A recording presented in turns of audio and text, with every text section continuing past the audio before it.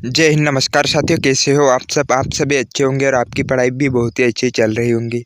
तो आज की इस वीडियो में मैं बताने वाला अर्धवार्षिक की जो परीक्षा आपकी होने वाली है, इसके लिए मैं कक्षा 12वीं का भौतिक शास्त्र का एमपी क्वेश्चन बताने वाला हूँ। जी हाँ दोस्तों, कक्षा 12वीं के भौतिक शास्त्र के 2 अंक, 3 अंक और 4 अंक के बहुत ही महत्वपूर्ण क्वेश्चन बताने वाला हूँ, जो कि आपको पेपर में देखने को मिल सकते हैं। तो चलिए देखते कौन कौन से प्रश्न जो आ सकते हैं। तो पहले हम देख लेते हैं 2 अंकीय प्रश्न। 2 अंकीय प्रश्न कौन कौन से तैयार करना है, चलिए देखते हैं। तो पहला प्रश्न तैयार करना है समविभव पृष्ठ की विशेषताएं लिखिए। फिर दूसरा प्रश्न तैयार करना है संधारित्र की दोनों प्लेटों के बीच पराविद्युत माध्यम रखने पर उसकी धारिता क्यों बढ़ जाती है। फिर प्रश्न क्रमांक तीसरा तैयार करना है मोटर गाड़ी को स्टार्ट करने पर उसकी हेडलाइट कुछ मंद क्यों हो जाती है। फिर है चौथा क्वेश्चन क्या तैयार करना है ओम का नियम लिखिए। फिर है पांचवा एम्पियर का परिपथीय नियम लिखिए। फिर छठवां क्वेश्चन है अमीटर और वोल्टमीटर में कोई 2 अंतर लिखिए। फिर बढ़ते अगले क्वेश्चन की। तो अगला सातवां क्वेश्चन क्या है बायो सेवर्ट का नियम लिखिए। ये क्वेश्चन आप अच्छे से कर लीजिए क्योंकि ये बहुत ही महत्वपूर्ण है। फिर आठवां क्वेश्चन है बायो सेवर्ट के नियम के आधार पर विद्युत धारा की मात्रा को परिभाषित कीजिए। फिर इससे अगला कौन सा है नौवां क्वेश्चन क्या है जल कुंडली धारामापी की सुहाग्रता कैसे बढ़ाई जा सकती है। फिर 10वां क्वेश्चन तैयार करना है चुंबकीय क्षेत्र रेखाएं क्या है उनके गुण लिखिए। फिर इसके बाद अगला देखते हैं 11वां क्वेश्चन। तो 11वां क्वेश्चन क्या है अनुचुंबकीय प्रतिचुंबकीय और लोह चुंबकीय पदार्थों के 2 उदाहरण लिखिए। फिर प्रश्न क्रमांक 12वां क्या है। प्रश्न क्रमांक 12 है फैराडे के विद्युत चुंबकीय प्रेरण संबंधी नियम लिखिए। फिर प्रश्न क्रमांक 13 है स्वप्रेरण और अन्योन्य प्रेरण में कोई 2 अंतर लिखिए। तो ये 2 अंक के 13 क्वेश्चन है, इनको आप अच्छे से कर लीजिए।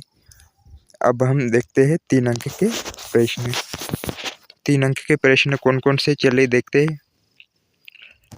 3 अंक के प्रश्न में पहला प्रश्न है सिद्ध कीजिए कि विद्युत द्विध्रुव की अनुप्रस्थ स्थिति में किसी बिंदु पर विभव शून्य होता है। फिर दूसरा तैयार करना है समांतर क्रम या श्रेणी क्रम में जुड़े संधारित्रों की तुल्य धारिता के लिए व्यंजक प्राप्त कीजिए। वो संयोजन का चित्र बनाइए। प्रश्न क्रमांक तीसरा क्या है किरचॉफ के नियम लिखिए तथा उनकी व्याख्या कीजिए। फिर चौथा प्रश्न है व्हीटस्टोन सेतु का विद्युत आरेख खींचिए, इसका सिद्धांत समझाइए तथा इसके संतुलन के लिए आवश्यक प्रतिबंध पी क्यू या आर एस निगमित कीजिए। पांचवा क्वेश्चन क्या है किसी सेल के आंतरिक प्रतिरोध टर्मिनल वोल्टता एवं विद्युत धारा में संबंध स्थापित कीजिए। प्रश्न क्रमांक 6 धारा और इलेक्ट्रॉनों के अपवाहक वेग में संबंध स्थापित कीजिए। फिर प्रश्न क्रमांक 7 है प्रतिरोध और प्रतिरोधकता में अंतर स्पष्ट कीजिए। फिर इससे अगला 8वां क्वेश्चन क्या है विद्युत चुंबकीय प्रेरण संबंधी लेंज का नियम लिखिए तथा समझाइए कि लेंज का नियम ऊर्जा संरक्षण के नियम के अनुकूल है। फिर 9वां क्वेश्चन है विद्युत वाहक बल व विभवांतर में अंतर लिखिए। तो ये 9वां क्वेश्चन आप इसको अच्छे से रट लीजिए। फिर 10वां है समांतर प्लेट संधारित्र की धारिता का व्यंजक ज्ञात कीजिए। तो ये आप 3 अंक के क्वेश्चन भी देख लिए। अब हम 4 अंक के प्रश्न देख लेते हैं।